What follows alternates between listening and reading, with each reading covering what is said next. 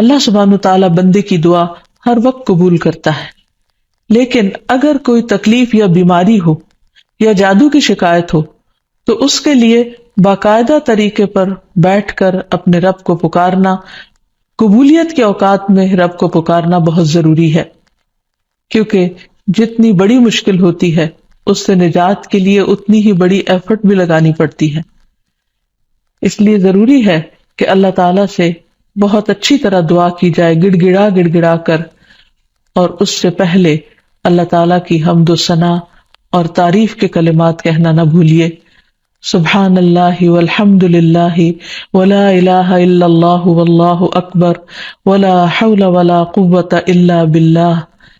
سبحان اللہ، پاک ہے اللہ، اللہ ہی کی تسبیح ہے، والحمد للہ، اب سب تعریف اللہ کے لیے ہے، ولا الہ الا اللہ، اور نہیں کوئی الہ مگر اللہ، واللہ اکبر، اور اللہ سب سے بڑا ہے، ولا حول ولا قوۃ الا باللہ، اور کسی قسم کی نیکی کرنے کی طاقت اور گناہ سے بچنے کی طاقت نہیں انسان کے پاس مگر اللہ ہی کی مدد سے۔ اسی طرح کسی بھی تکلیف اور کسی بھی بیماری سے نجات صرف اللہ سبحانہ و تعالیٰ کی مدد سے ہی ہو سکتی ہے۔ تو جہاں تک جادو کا تعلق ہے تو اس سلسلے میں یاد رکھیے کہ جادو کے بہرحال اپنے اثرات ہوتے ہیں مگر بإذن اللہ، اور اس سلسلے میں ہمیں یہ بھی یاد رہے کہ جادو کے اثرات نبی صلی اللہ علیہ وسلم پر بھی ہوئے تھے۔ حضرت عائشہ فرماتی ہے کہ نبی صلی اللہ علیہ وسلم پر جادو کیا گیا اور اس کا اثر یہ ہوا تھا کہ آپ خیال فرماتے کہ کوئی کام آپ کر چکے ہیں حالانکہ وہ کام ابھی آپ نے نہ کیا ہوتا، لیکن اس جادو کا کوئی تعلق نبی صلی اللہ علیہ وسلم کے فرائض منصبی سے نہیں تھا، یعنی آپ کے اوپر باقاعدہ وحی آتی تھی، آپ لوگوں کو تعلیم دیتے تھے، آپ کی جتنی بھی ذمہ داریاں ہیں ان کو بہت آسان طریقے سے پورا کر رہے تھے۔ ہاں، بعض اوقات عام روزمرہ کے کاموں میں کچھ خلل واقع ہو جاتا۔ اسی طرح حضرت عائشہ رضی اللہ تعالی عنہا پر بھی جادو کیا گیا۔ اس سلسلے میں عمرہ جو ان کی شاگرد ہیں وہ کہتی ہیں کہ ایک مرتبہ حضرت عائشہ بیمار ہو گئی اور ان کی بیماری کا دورانیہ بہت لمبا ہو گیا، یعنی وہ ٹھیک نہیں ہو رہی تھی۔ اسی دوران مدینہ منورہ میں ایک طبیب آیا، یعنی علاج معالجہ کرنے والا، تو حضرت عائشہ کے بھتیجے ان کے پاس گئے اور انہوں نے حضرت عائشہ کا نام لیے بغیر ان کی ساری علامات بتائیں کہ وہ کس قسم کی تکلیف میں مبتلا ہے، اور ان سے پوچھا کہ یہ کس قسم کی بیماری ہے۔ تو اس طبیب نے کہا کہ جس عورت کے بارے میں یہ علامات بتائی جا رہی ہیں ان پر کسی نے جادو کیا ہے۔ بہرحال تحقیق کرنے پر پتا چلا کہ حضرت عائشہ کی ایک باندی تھی جس کے ساتھ انہوں نے یہ وعدہ کیا تھا کہ وہ ان کی وفات کے بعد آزاد ہوں گی، تو اس باندی نے آپ پر جادو کر دیا تاکہ حضرت عائشہ کی وفات جلد ہو جائے اور وہ آزاد ہو سکیں۔ بہرحال اس کے بعد حضرت عائشہ نے اس کو عربوں کے ایک مضبوط قبیلے کے ہاتھوں بیچ دیا اور اس کی قیمت کے بدلے ایک اور غلام کو آزاد کر دیا۔ تو اس واقعے سے بھی پتہ چلتا ہے کہ بہرحال جادو برحق ہے، یعنی جادو ایک اثر رکھتا ہے۔ برحق ہونے کا مطلب یہ نہیں کہ اس کا کرنا درست ہے، ہرگز نہیں، بلکہ جادو تو کفر ہے، جادو تو کبیرہ گناہوں میں سے ایک گناہ ہے، لیکن لوگ بہت سے اور کبیرہ گناہوں کی طرح اس گناہ کا بھی ارتکاب کرتے چلے جاتے ہیں۔ تو اس لیے اس بارے میں معلوم ہونا چاہیے انسان کو کہ یہ کس قسم کی بیماری ہے، کس قسم کی تکلیف ہے، اور اس کے مقاصد کیا ہیں اور اس کا علاج کیا ہے۔ سب سے پہلی بات تو یہ ہے کہ جادو عموماً دشمنی یا حسد کی وجہ سے کیا جاتا ہے، یا کسی سے کوئی انتقام لینے کے لیے، کوئی بدلہ لینے کے لیے، اور اس کا مقصد یہ ہوتا ہے کہ دوسرے کو تکلیف میں مبتلا کر دیا جائے۔ یہ بالکل ایسے ہی ہے جیسے لوگوں کو جسمانی طور پر تکلیف میں مبتلا کیا جاتا ہے کہ کسی کو کچھ مارا جائے ہاتھ سے یا کسی ڈنڈے سے تو جسم کو تکلیف ہوتی ہے، اسی طرح روح کو بھی تکلیف پہنچتی ہے، اور روح کی تکلیف کچھ الفاظ کے ذریعے ہوتی ہے۔ جیسے عام روزمرہ زندگی میں بھی جب کوئی ہماری تعریف کرتا ہے تو ہمیں اچھا لگتا ہے، اور جب کوئی ہمیں گالی گلوچ کرتا ہے تو ہمیں اس سے تکلیف پہنچتی ہے، اذیت پہنچتی ہے، چونکہ روح اور جسم آپس میں گندے ہوئے ہیں۔ اس لیے اگر جسم کو کوئی تکلیف پہنچتی ہے تو وہ اس کا اثر روح تک جاتا ہے۔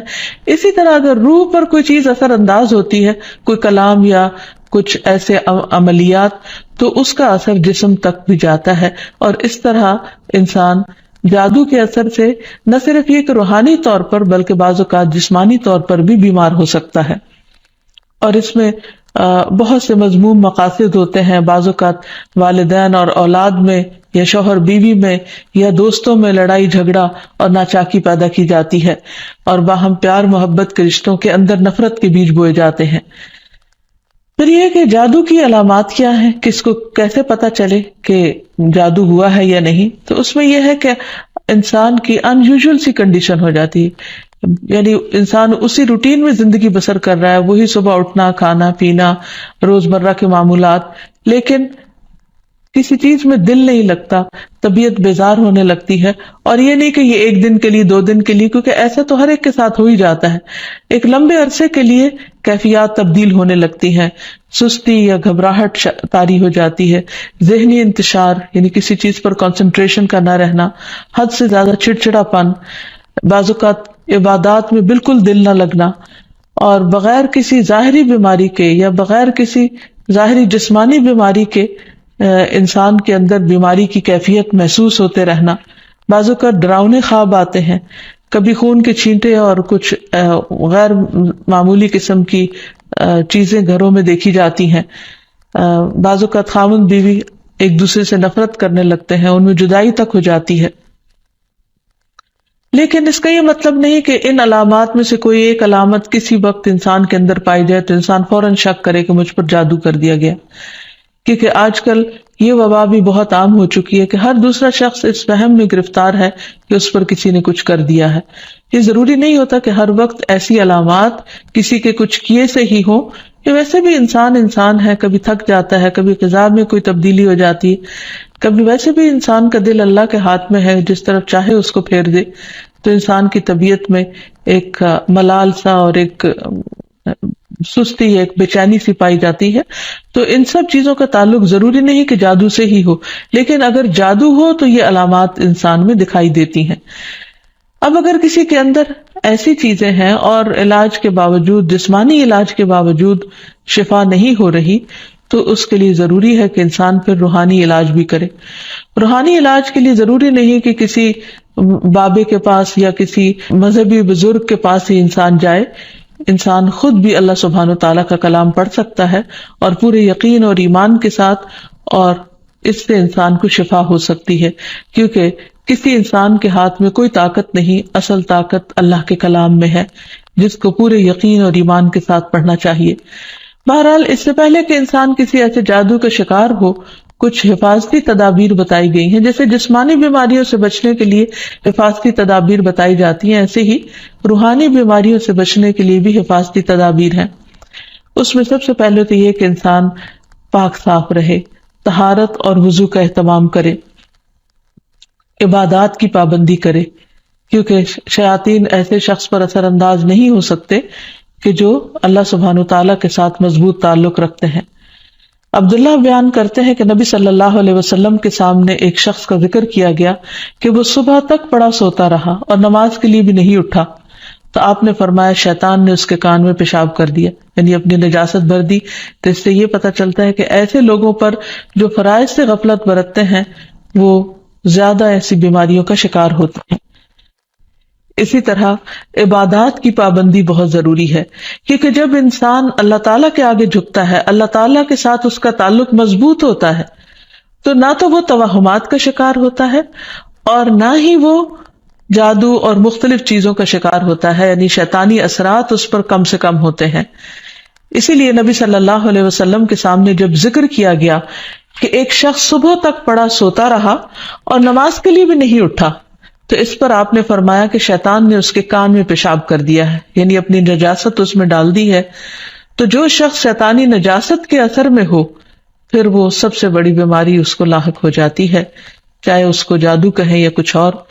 لیکن حقیقت یہ ہے کہ انسان جب اللہ کا اطاعت گزار بنتا ہے، رب کا فرما بردار بنتا ہے، تو شیطان اس کو اپنے کنٹرول میں نہیں لے سکتا، کیونکہ اللہ تعالیٰ فرماتے ہیں ان عبادی لیس لک علیہم سلطان، میرے بندے تیرا ان پر کوئی زور نہیں چلتا، کوئی زور نہیں چل سکے گا. ایک اور جگہ پر فرمایا الا عبادک المخلصین، مگر تیرے چنے ہوئے بندے.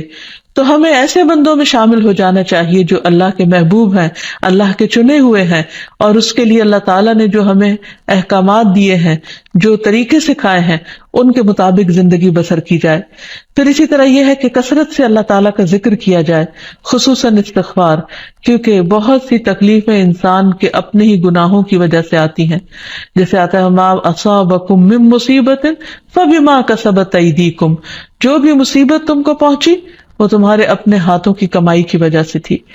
پھر اسی طرح اپنے گھروں کو تصاویر اور مجسموں سے پاک کرنا چاہیے، کیونکہ رسول اللہ صلی اللہ علیہ وسلم نے فرمایا فرشتے اس گھر میں داخل نہیں ہوتے جہاں کتا اور تصویر ہوتا ہے۔ پھر حفاظتی تدابیر میں سے یہ بھی ہے کہ انسان اپنے کھانے پینے کی عادات کو درست کرے، اور اس میں خصوصاً نبی صلی اللہ علیہ وسلم نے صبح کے وقت اجوا کھجور کھانے کا حکم دیا۔ آپ نے فرمایا جو شخص صبح کے وقت 7 کھجوریں کھائے گا یعنی اجوا، اس روز جادو اور زہر سے بچا رہے گا، یعنی اس کے اندر اتنی امیونٹی پیدا ہو جاتی ہے کہ پھر برے اثرات، زہریلے اثرات اس کو نقصان نہیں دے سکتے۔ پھر اسی طرح مختلف مواقع پر مسنون اذکار کا اہتمام کرنا، مثلاً بیت الخلاء جاتے وقت نبی صلی اللہ علیہ وسلم نے سکھایا اللہم انی اعوذ بک من الخبث والخبائث، اے اللہ بے شک میں ناپاک جنوں اور جننیوں سے تیری پناہ چاہتا ہوں، کیونکہ جادو میں بھی عموماً جنات کو استعمال کیا جاتا ہے اور وہ گندی جگہوں پر رہنا پسند کرتے ہیں، اسی لیے جب کوئی بیت الخلاء جائے تو یہ دعا پڑھ لے تو انشاءاللہ اس سے ان کے شر سے محفوظ رہے گا۔ پھر اسی طرح آپ نے فرمایا جنوں کی آنکھوں اور بنی آدم کی شرم گاہوں کا پردہ یہ ہے کہ جب کوئی بیت الخلاء جائے تو بسم اللہ پڑھ لے تو کوئی بھی اس کو پھر دیکھ نہیں سکتا۔ پھر اسی طرح شوہر بیوی کے خاص تعلق میں بھی دعا سکھائی گئی، بسم اللہ اللہم جنبنا الشیطان وجنب الشیطان ما رزقتنا، اللہ کے نام کے ساتھ میں شروع کرتا ہوں، اے اللہ ہمیں شیطان سے بچا اور شیطان کو اس چیز سے دور رکھ جو اس کے نتیجے میں تو ہمیں عطا فرمائے۔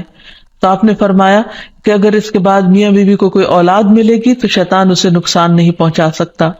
اسی طرح تحلیل پڑھنا، لا الہ الا اللہ وحدہ لا شریک لہ لہ الملک ولہ الحمد وہو علی کل شیء قدیر، کہ اللہ کے سوا کوئی معبود نہیں، تنہا ہے، اس کا کوئی شریک نہیں، اسی کے لیے بادشاہی ہے اور اسی کے لیے تعریفیں ہیں، اور وہ ہر چیز پر قدرت رکھنے والا ہے۔ دن میں جو شخص 100 دفعہ اس کو پڑھے گا اس کے لیے 10 غلاموں کو آزاد کرنے کا ثواب ہے، 100 نیکیاں لکھی جائیں گی، 100 برائیاں مٹائی جائیں گی، اور خصوصاً اس دن وہ شام تک شیطان کے شر سے محفوظ رہے گا، اور کوئی شخص اس دن اس سے بہتر عمل کرنے والا نہیں سمجھا جائے گا سوائے اس کے جو اس سے زیادہ اس کو پڑھے۔ پھر اسی طرح انسان ہر معاملے میں جہاں بھی انسان کو مشکل ہو اللہ تعالیٰ کی پناہ میں اپنے آپ کو دے۔ تو خلاصہ کلام یہ ہے کہ انسان اپنے آپ کو مختلف طرح کے توہمات سے بھی بچائے، اور ہر چھوٹی بڑی بات کو جادو قرار نہ دے، یا کسی کام کو کرنے کا ارادہ نہ ہو تو یہ سوچے کہ یہ مجھ پر جادو کر دیا گیا ہے اس لیے میں اس کام کو نہیں کر سکتا، تو یہ دراصل شیطانی وسوسے ہوتے ہیں، اس لیے ان سے بچنا بھی ضروری ہے۔ بہرحال اگر ایسے وسوسے ہوں یا حقیقت میں کوئی بیماری ہو تو اس کا علاج بھی بتایا گیا ہے، کیونکہ کوئی بیماری ایسی نہیں کہ جو قابل علاج نہ ہو۔ رسول اللہ صلی اللہ علیہ وسلم نے فرمایا ہر بیماری کے لیے دوا ہے، جب کسی مریض کو صحیح طریقے پر بیماری کی دوا پہنچتی ہے تو وہ اللہ تعالیٰ کے حکم سے درست ہو جاتا ہے۔ اسی طرح جادو بھی ایک بیماری ہے، اور اس بیماری کا علاج بھی قرآن و سنت میں موجود ہے۔ اس کے لیے سب سے پہلے تو یہ پتہ لگانے کی ضرورت ہے کہ کیا واقعی جادو ہے بھی یا نہیں، اور اس میں ہم دیکھتے ہیں کہ نبی صلی اللہ علیہ وسلم کو خواب کے ذریعے دکھایا گیا تھا کہ ان پر جو جادو کیا گیا ہے وہ کہاں پر دبایا گیا ہے، تو آپ نے اس کو نکلوایا تھا۔ لیکن ضروری نہیں کہ ہم میں سے ہر ایک کو یہ پتہ چل سکے کہ جادو ہے کا، اول تو ہو سکتا ہو ہی نہ، صرف توہم ہی ہو، ایک خیال ہی ہو کسی کا، کیونکہ بعض چیزیں انسان جب بار بار سوچتا ہے تو وہ اس کو حقیقت معلوم ہونے لگتی ہیں۔ لیکن اگر انسان کو کوئی ایسا خواب آ جائے تو ٹھیک ہے، اور اگر نہیں بھی آتا تو انسان اللہ سبحانہ و تعالیٰ کا ذکر کرتا رہے اور اس کے ذریعے علاج کرے. اس میں خاص طور پر شرعی دم جسے رقیہ شرعیہ کہا جاتا ہے. آج کل مختلف قراء کی آواز میں قرآن مجید کی سلیکٹڈ آیات ریکارڈ کر دی گئی ہیں. مریض اس کو بار بار سنتا رہے تو انشاءاللہ اس کا توڑ ہو جائے گا. پھر اسی طرح اللہ تعالیٰ کی کتاب سے علاج، کیونکہ قرآن مجید میں آتا ہے وَنُنَزِّلُ مِنَ الْقُرْآنِ مَا هُوَ شِفَاءٌ وَرَحْمَةٌ لِّلْمُؤْمِنِينَ، اور ہم قرآن کے ذریعے سے وہ چیز نازل کرتے ہیں جو مومنوں کے لیے شفا اور رحمت ہے. تو قرآن مجید میں جیسے سب سے پہلے سورۃ الفاتحہ پڑھنا، کیونکہ اس کے اندر اللہ تعالیٰ سے مدد مانگی جاتی ہے. ایاک نعبد و ایاک نستعین، صرف تیری ہم عبادت کرتے ہیں اور صرف تجھی سے ہم مدد چاہتے ہیں کہ یا اللہ تو ہماری اس بیماری اور تکلیف کو دور فرما دے. پھر اسی طرح آیت الکرسی، کیونکہ جب انسان آیت الکرسی پڑھتا ہے تو اللہ سبحانہ وتعالیٰ کی طرف سے اس کے لیے ایک خاص محافظ مقرر کر دیا جاتا ہے، اور اگر رات کو انسان پڑھ کر سوتا ہے تو صبح تک وہ فرشتہ انسان کی حفاظت کرتا ہے. پھر اسی طرح سورۃ البقرہ کا پڑھنا، رسول اللہ صلی اللہ علیہ وسلم نے فرمایا سورۃ البقرہ پڑھا کرو، کیونکہ اس کا پڑھنا باعث برکت ہے، اسے چھوڑنا باعث حسرت ہے، اور اس کے پڑھنے والے پر جادوگر قدرت نہیں پا سکتے. یعنی جو شخص قرآن پڑھتا ہے، خصوصاً سورۃ البقرہ پڑھتا رہتا ہے، تو کسی کا جادو اس شخص پر اثر نہیں کرتا. پھر اسی طرح معوذات پڑھنا، رسول اللہ صلی اللہ علیہ وسلم نے فرمایا صبح اور شام 3 بار معوذات کہہ لو تو یہ تمہاری ہر چیز سے کفایت کریں گی. یعنی سورۃ الاخلاص، قل اعوذ برب الفلق اور قل اعوذ برب الناس. اس کے علاوہ بھی مریض قرآن مجید کی تلاوت کثرت کے ساتھ کرتا رہے، اور پھر اگر ہو سکے تو بیری کے پتوں کو پانی میں ملا کر اس پانی سے غسل کر لے. اس کو بھی ایک مؤثر علاج کے طور پر بتایا گیا ہے. لیکن اس کے ساتھ ساتھ انسان غیر شرعی طریقوں سے مکمل طور پر پرہیز کرے، کیونکہ اس سے انسان کے ایمان اور عقیدے میں خلل واقع ہو جاتا ہے. رسول اللہ صلی اللہ علیہ وسلم نے فرمایا جس نے حرام چیز کے ساتھ علاج کیا اللہ تعالیٰ اس کے لیے اس میں شفا نہیں بنائے گا، یعنی اس کو پھر فائدہ نہیں ہوگا. پھر اسی طرح جادو کا علاج جادو سے نہیں کرنا چاہیے. یعنی اگر انسان کو کبھی ایسا وہم ہو تو جادوگروں کے پاس نہ جائے، یا ایسے طریقے اختیار نہ کرے کہ جس سے جو ہمارے دین میں نہیں یا ہماری شریعت کے خلاف جاتے ہیں. رسول اللہ صلی اللہ علیہ وسلم نے فرمایا جو جادو کرے یا جادو کروائے یا جو کسی کاہن کے پاس آئے اور اس کی بات کی تصدیق کرے تو اس نے اس چیز کا انکار کیا جو محمد صلی اللہ علیہ وسلم پر نازل ہوئی. اسی لیے غیر شرعی جھاڑ پھونک سے مکمل اجتناب کرنا چاہیے. نبی صلی اللہ علیہ وسلم سے نشرہ کے بارے میں دریافت کیا گیا تو آپ نے فرمایا یہ شیطانی عمل ہے. اور نشرہ کیا ہوتا ہے؟ جن یا جادو اتارنے کے لیے شرکیہ یا جاہلانہ منتر پڑھنا اور یا پڑھوانا. تو ایسے الفاظ جس کا بعض اوقات معنی معلوم نہیں ہوتا اور یہ بھی نہیں پتا ہوتا کہ اللہ تعالیٰ کو پکارا جا رہا ہے یا کسی جن یا کسی اور شیطان کو پکارا جا رہا ہے اور اس سے مدد لی جا رہی ہے، تو اس لیے کسی بھی ایسے کلام کو پڑھنا یا کسی سے پڑھوانا درست نہیں. پھر اسی طرح کاہنوں اور نجومیوں کے پاس جانے سے منع کیا گیا. نبی صلی اللہ علیہ وسلم نے فرمایا جس نے کسی نجومی کے پاس جا کر اس سے کسی چیز کے بارے میں سوال کیا تو اس کی 40 رات کی نمازیں قبول نہیں ہوگی. یعنی اس نے اپنے دین کی بربادی کر لی. تو اس لیے کسی کے پاس جانے کی بجائے خود انسان زیادہ سے زیادہ قرآن مجید پڑھے. اور اگر وہ پڑھا ہوا نہیں تو آج ہر طرف بہت سی کیسٹ اور CDs اور ایسی چیزیں ملتی ہیں کہ جس سے انسان قرآن مجید کی تلاوت مسلسل سن سکتا ہے. ہو سکے تو مکمل قرآن مجید ایک ہفتے میں سن کر اپنے بیماری کا علاج کیا جائے.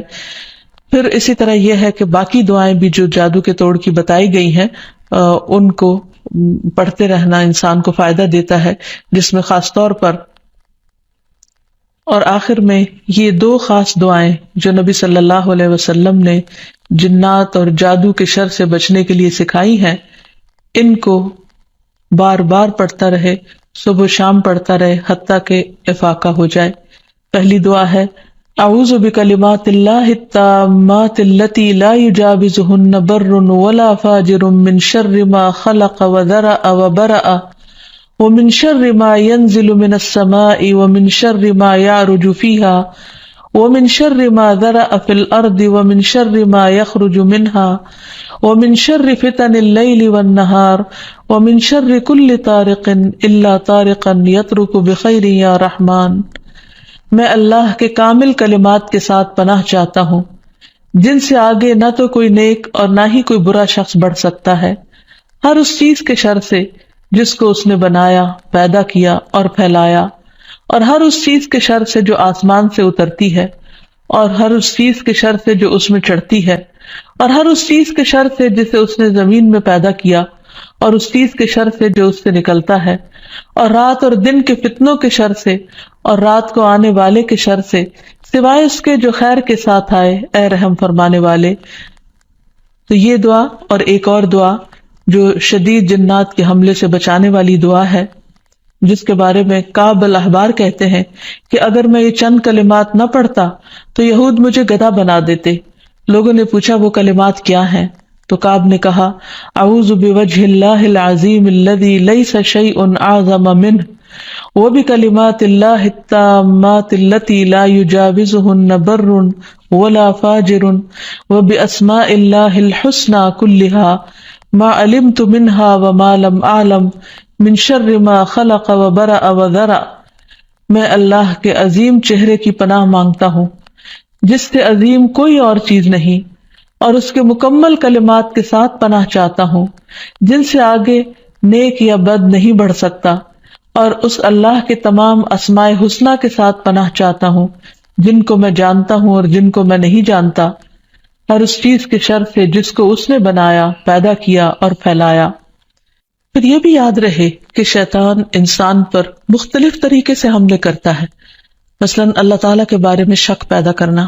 رسول اللہ صلی اللہ علیہ وسلم نے فرمایا تم میں سے کسی کے پاس شیطان آتا ہے اور تمہارے دل میں پہلے تو یہ سوال پیدا کرتا ہے کہ فلاں چیز کس نے پیدا کی، فلاں چیز کس نے پیدا کی، یہاں تک کہ آخر میں اس بات تک پہنچا دیتا ہے، کہتا ہے کہ خود تمہارے رب کو کس نے پیدا کیا۔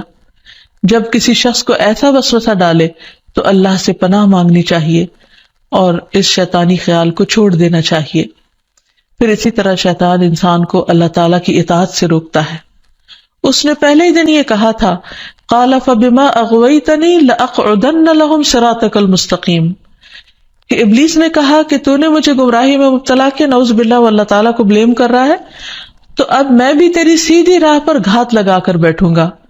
پھر انسانوں کے آگے سے، پیچھے سے، دائیں سے، بائیں سے، غرض ہر طرف سے ان کو گھیروں گا، اور تو ان میں سے اکثریت کو شکر گزار نہ پائے گا۔ اور ایک حقیقت ہے کہ بہت کم لوگ ایسے ہیں جو خود کو ملنے والی نعمتوں پر شکر گزار ہوں اور خوش ہوں۔ بہت سے لوگ تو بندوں سے اور اللہ تعالیٰ سے شکوہ ہی کرتے چلے جاتے ہیں، اور جو کچھ ملا ہے اس کو نہیں دیکھتے۔ پھر اسی طرح شیطان کے کاموں میں سے کام یہ ہے کہ وہ لوگوں کے دلوں میں فتنے پیدا کرتا ہے، لوگوں کے درمیان جھگڑے اور فساد پیدا کرتا ہے، خصوصاً میاں بیوی کے درمیان۔ اس سلسلے میں حدیث میں آتا ہے کہ شیطان کے لشکر جب لوگوں میں فتنہ ڈالنے جاتے ہیں تو ان میں سے ایک آتا ہے اور کہتا ہے کہ میں نے اس طرح کیا اور اس طرح کیا، تو شیطان کہتا ہے کہ تو نے کوئی بڑا کام نہیں کیا، یعنی اگر عام لوگوں میں جھگڑے فساد کرواتا ہے تو اس کو وہ کوئی کام نہیں گردانتا۔ پھر ان میں سے ایک اور آتا ہے اور کہتا ہے کہ میں نے فلاں آدمی کو اس وقت تک نہیں چھوڑا جب تک اس کے اور اس کے بیوی کے درمیان جدائی نہیں ڈال دی، یعنی لڑائی نہیں کروا دی۔ شیطان اسے اپنے قریب کر کے کہتا ہے کہ ہاں تو نے اچھا کیا، اور پھر اسے وہ اپنے ساتھ چمٹا لیتا ہے۔ اور ایک اور روایت میں آتا ہے کہ پھر وہ اس کے سر پر ایک تاج رکھ دیتا ہے کہ تم نے سب سے بڑا کام کیا، کیونکہ حقیقت یہ ہے کہ اگر شوہر بیوی کے درمیان اختلافات ہوں گے، لڑائی جھگڑے ہوں گے، تو گھر کی چولہے ڈھیلی ہو جائے گی، اور جب گھر کے اندر سکون نہیں رہے گا تو پھر اس سے بہت ساری بے پناہ خرابیاں پھوٹیں گی۔ اس لیے شوہر بیوی کے درمیان باہم محبت کا ہونا ایک بہت بڑی نعمت ہے۔ شقیق کہتے ہیں کہ ایک شخص جس کا نام ابو جریر تھا، وہ ابن مسعود کے پاس آیا اور اس نے کہا میں نے ایک کنواری لڑکی سے شادی کی ہے، لیکن میں خوف زدہ ہوں کہ وہ مجھ سے نفرت کرے گی۔ تو ابن مسعود نے فرمایا کہ الفت اللہ کی طرف سے ہوتی ہے اور بغض شیطان کی طرف سے۔ شیطان چاہتا ہے کہ تمہارے لیے اس چیز کو ناپسندیدہ کر کے دکھائے جو اللہ نے تمہارے لیے حلال کی، تاکہ انسان پھر حرام کی طرف مائل ہو۔ اسی طرح باہم بہن بھائیوں کے درمیان، دوستوں کے درمیان عداوت اور دشمنی پیدا کرتا ہے۔ قرآن مجید میں اللہ تعالیٰ فرماتے انما یرید الشیطان ان یوقع بینکم العداوۃ والبغضاء فی الخمر والمیسر، شیطان تو یہ چاہتا ہے کہ شراب اور جوئے کے ذریعے تمہارے درمیان دشمنی اور بغض ڈال دے، کیونکہ عموماً شراب کی محفلیں بھی دوستوں کے درمیان ہوتی ہیں اور جوئے بھی عموماً دوستی آپس میں کھیل رہے ہوتے ہیں، تو ان میں ایک دوسرے کے ساتھ پھر جو زیادتیاں ہوتی ہیں ناسمجھی کی وجہ سے یا شراب کے نشے کی وجہ سے، تو اس میں بعض اوقات مدتوں پرانے تعلقات ختم ہو کر رہ جاتے ہیں. تو یہ بھی شیطانی وار ہوتے ہیں. پھر شیطان کا ایک بہت بڑا ہتھیار جو ہر ایک پر چل جاتا ہے وہ ہے غصہ کرنا، کیونکہ غصہ شیطان کی طرف سے ہوتا ہے اور وہ انسانوں کو جلد مشتعل کروا دیتا ہے. پھر اسی طرح اللہ کا ذکر بھلوا دینا. قرآن مجید میں آتا ہے استحوذ علیہم الشیطان فانساہم ذکر اللہ اولئک حزب الشیطان الا ان حزب الشیطان هم الخاسرون. شیطان ان پر غالب آ گیا سو اس نے انہیں اللہ کی یاد بھلا دی، یہ لوگ شیطان کا گروہ ہیں، سن لو یقیناً شیطان کا گروہ ہی وہ لوگ ہیں جو خسارہ اٹھانے والے ہیں. پھر اسی طرح شیطان کا ایک بہت بڑا وار نماز میں وسوسے ڈالنا ہے. اکثر لوگ نماز کے اندر بھول جاتے ہیں اور نماز کے وسوسوں کی شکایت کرتے ہیں اور نماز میں خشوع و خضوع کو سب سے مشکل کام گردانتے ہیں. حقیقت یہ ہے کہ نماز میں خشوع و خضوع اور کنسنٹریشن انسان کو جنت الفردوس کا مستحق بناتا ہے، لیکن جب انسان کی نماز خشوع و خضوع سے خالی ہوتی ہے، یعنی اس میں کنسنٹریشن نہیں ہوتی، تو انسان کو یوں محسوس ہوتا ہے جیسے اس نے نماز پڑھی ہی نہ ہو. اور جب سب سے پہلا فریضہ ہی انسان کا ڈھیلا پڑ جاتا ہے یا صحیح طور پر ادا نہیں ہوتا، تو ایسی صورت میں انسان کے دل میں کبھی بھی پھر اطمینان اور سکون نہیں آتا.